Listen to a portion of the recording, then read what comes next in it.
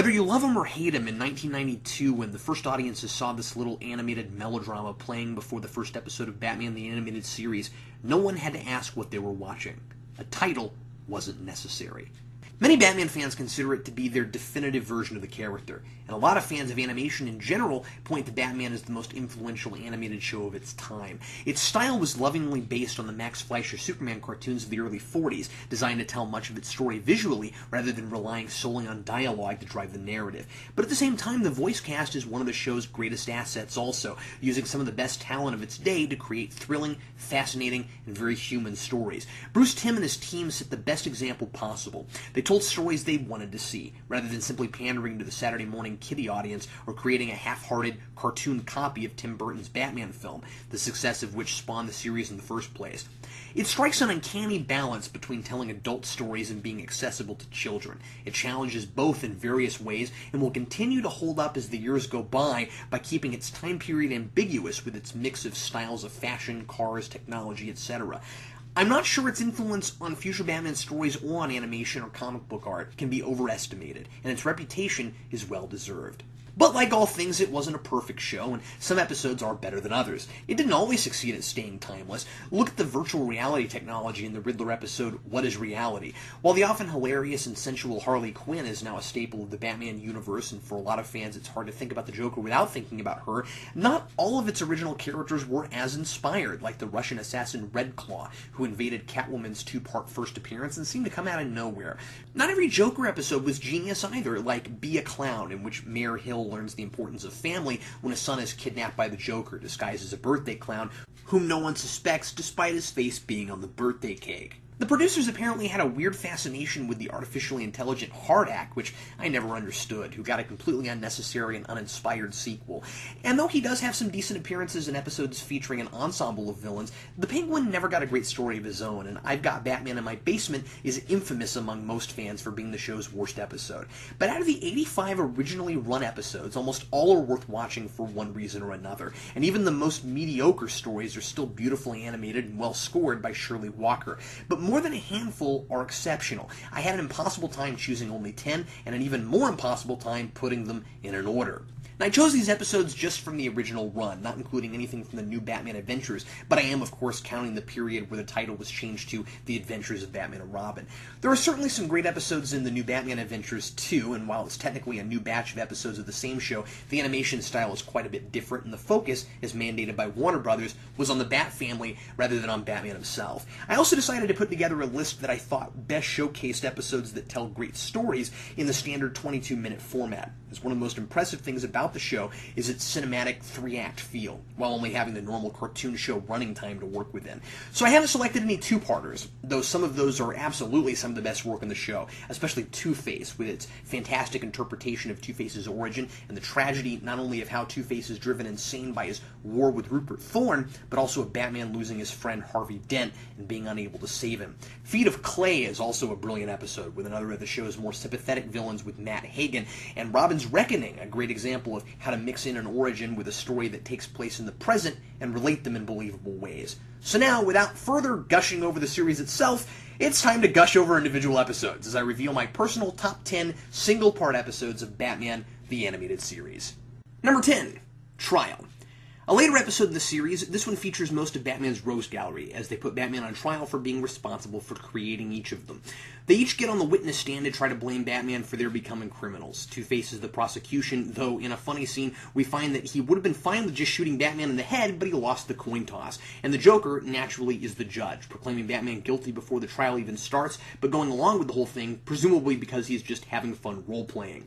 Harvey forces the new DA to act as Batman's defense. She's been on a crusade against Batman in the public media before she's kidnapped and thrown into the charade, and she's really the character who goes through a major arc. Batman tells her to go through with it to buy them some time, and she finds herself proving Batman's innocence while listening to each villain's motivations for the horrible things they've done, discovering that Batman didn't create them, as she herself has accused him of, but rather that they would have turned out exactly the same way without him, and that he's a necessary evil because so many of these supercriminals exist in Gotham.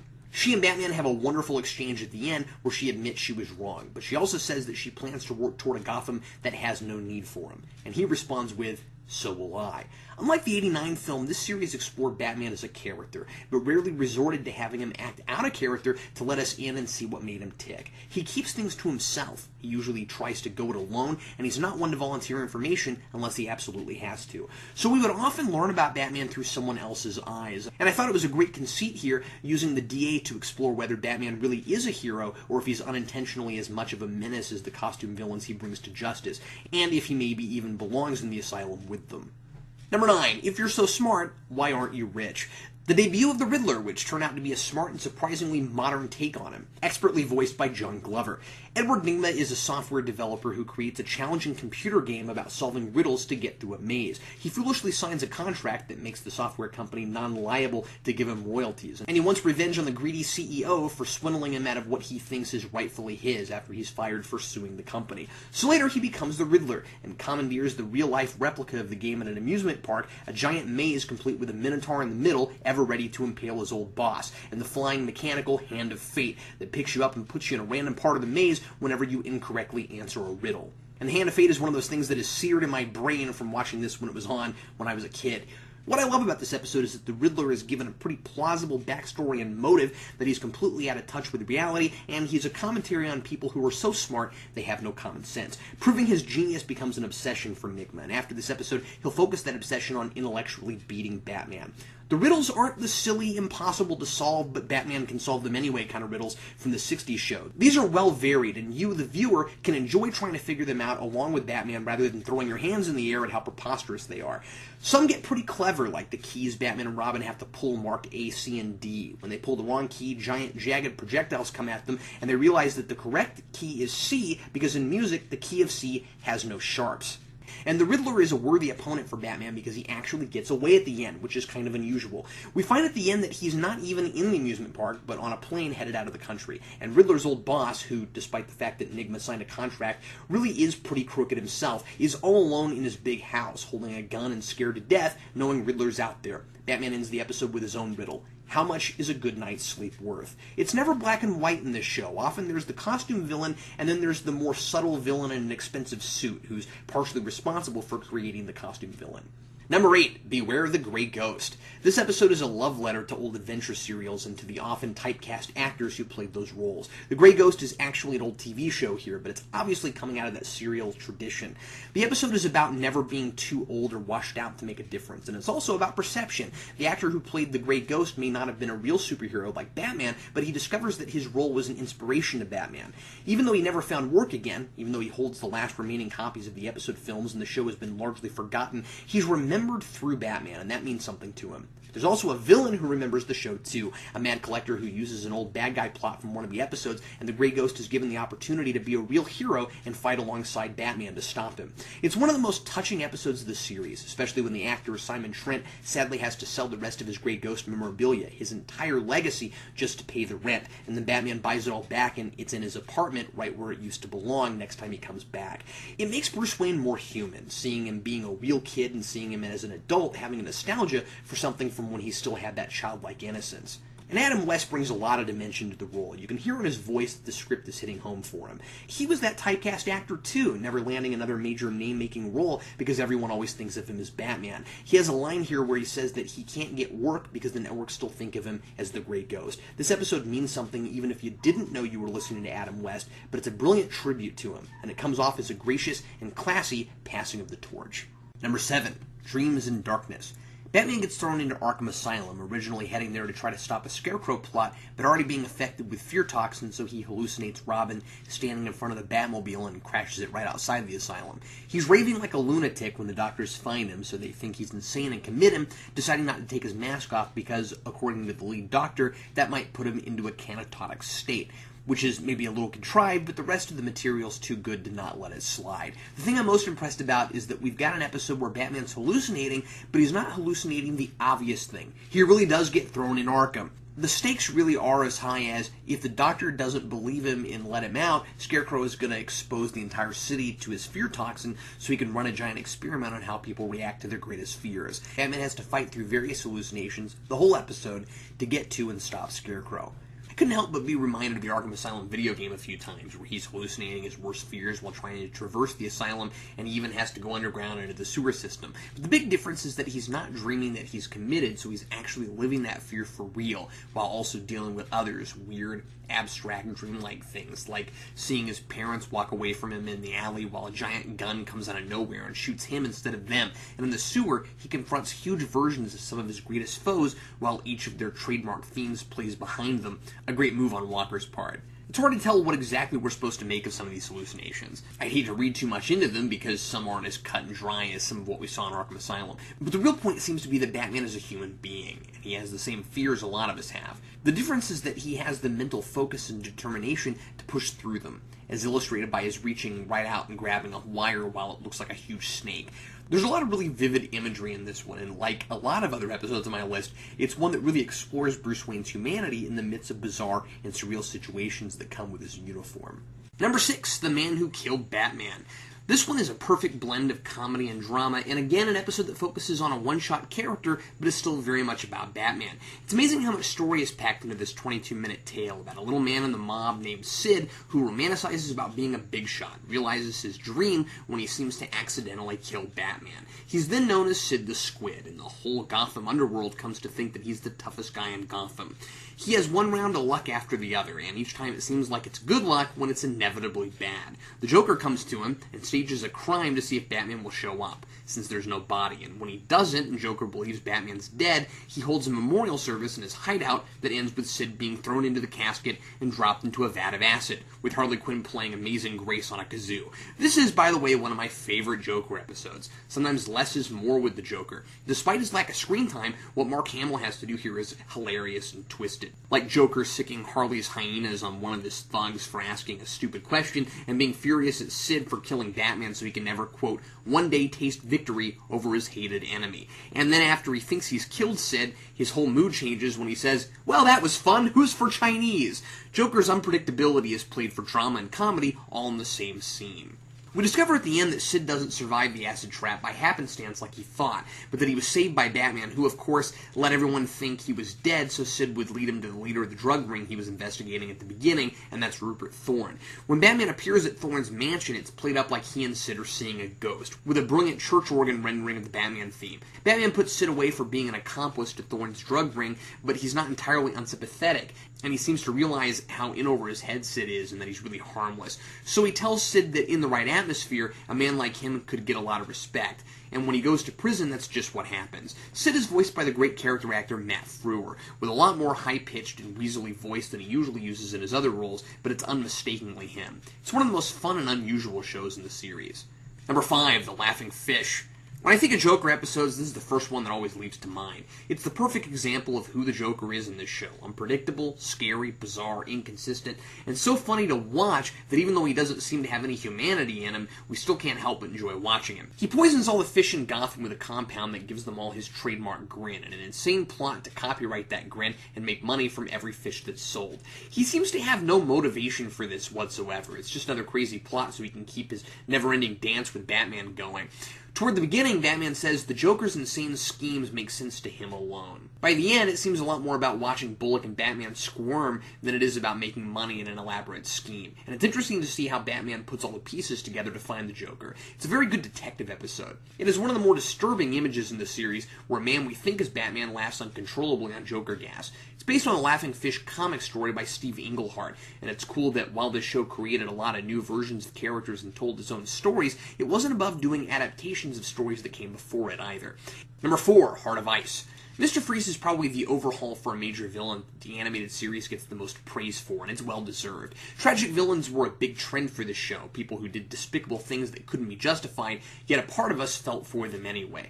Mr. Freeze was one of the first and one of the best, his wife frozen in cryostasis because of an incurable disease, and another greedy jerk in a suit taking away his funding and his medicine, having no compassion for Freeze's plight at all, because all he cares about is the bottom line. And this confrontation leads to the accident that gives Freeze a condition where he can only survive at sub-zero temperatures. The theme of this episode is compassion and the lack thereof. Mr. Freeze becomes hardened, and he's cold both physically and metaphorically. Because his old boss showed him no compassion and he lost everything, he now shows no mercy for anyone else. Illustrated best when one of his henchmen is accidentally partially frozen by his freeze gun, and Mr. Freeze leaves him to die.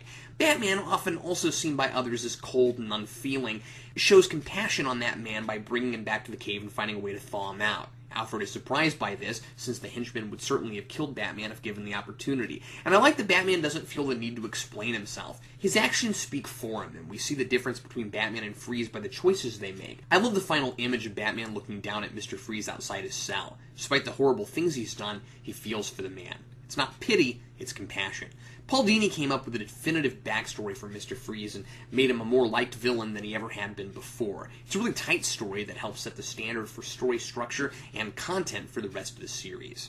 Number 3, I Am the Knight. This episode gets right at the heart of who Batman is, and it's about his reaffirming his necessity as a crime fighter. He wonders at the beginning how much good he's really doing. He says to Alfred, "I put out a few fires, yes, but the war goes on and on." Because he goes to Crime Alley on the anniversary of his parents' death, he shows up too late to a drug bust to stop Gordon from getting shot, and he blames himself for Gordon's critical condition, as does Bullock. Batman starts taking an even harder look at his life, realizing just how much of a father figure Gordon is for him. He says that Gordon is the same age his father would have been if he hadn't been killed, and that adds a really unique dimension to their relationship. Robin tries to remind him of his mortality, and says, "You do more than one man is expected to." And then Batman has a line that I've always remembered since the first time I saw this, a really character-defining kind of line.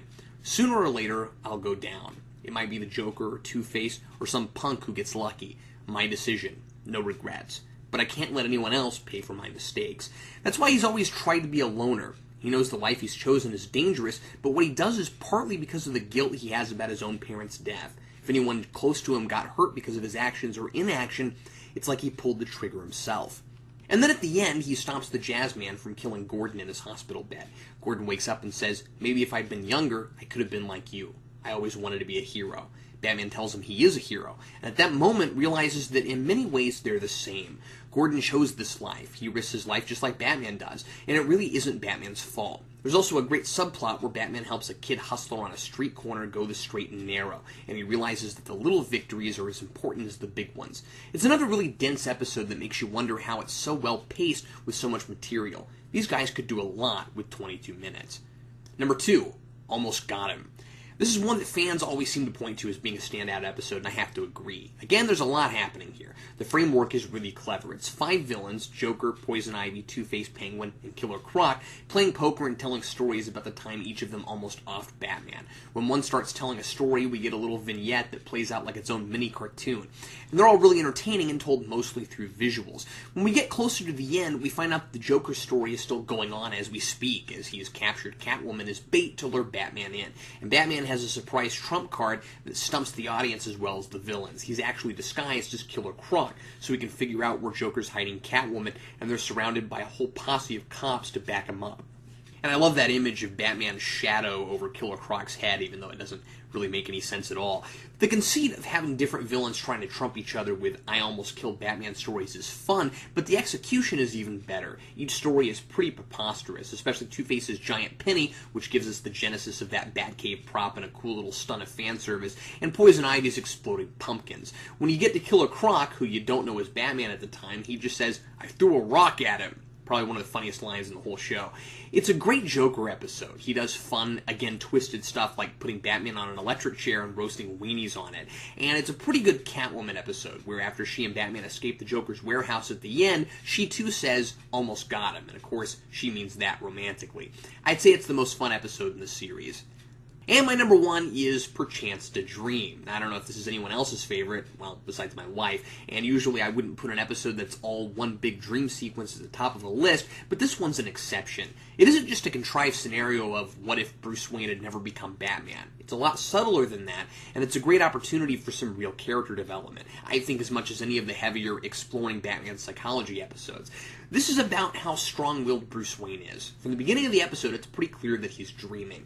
There's some cool misdirection misdirection with his getting the dream helmet put on and then a cut to him waking up, as if the helmet thing was the dream and now we're in reality. But as soon as things aren't adding up, we have to start expecting that maybe he's dreaming now, as soon as it's revealed that there's no interest to the Batcave and Alfred looks at him like he's crazy, and then of course when Bruce's parents are alive. It's a really haunting episode as we follow Bruce closely through this unexplainable alternate reality he seems to have found himself in.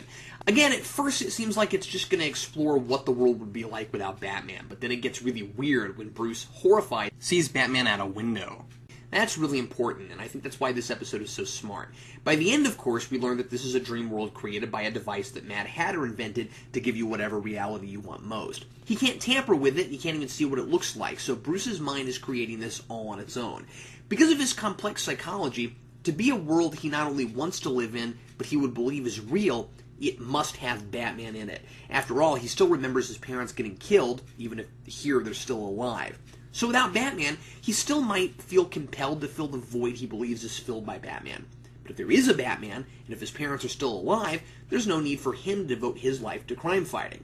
And so he begins to accept it, until something unavoidably makes him realize this isn't reality. He can't read any text because it's a dream. Apparently reading is impossible in a dream, which, as far as I can tell, isn't actually true. And that's kind of sad because this show gets science right more often than not, but at any rate, he has a choice, and he doesn't hesitate to make it. He can't live out his life in a dream no matter how perfect. His only explanation is, it's not real. And that's enough. He doesn't even allow himself to think about how great his new life is. He made a promise, and he's going to keep it. A lesser man might have tried to feign ignorance and just have the perfect life. And it tells us a lot about him that he doesn't even consider it. He'd rather risk the possibility of killing himself by jumping off the bell tower than live a lie. And I love it when, after Mad Hatter asks, "What if you're wrong?" Bruce says, "Then I'll see you in my nightmares." This one has the most atmosphere in the series to me, and regardless of already knowing how it ends, it's the one I've seen the most often, and I never get tired of it. Well, that's it for my top 10 Batman animated series episodes. A few honorable mentions: A Bullet for Bullock, because of the fantastic jazz score and the really interesting dynamic between Batman and Bullock. Harley and Ivy, as those two together, are just a ton of fun. And The Clock King, because he's just such an odd villain and has a really bizarre motive. Thanks, as always, for watching, and join me next time for a review of Supergirl. Ba, ba,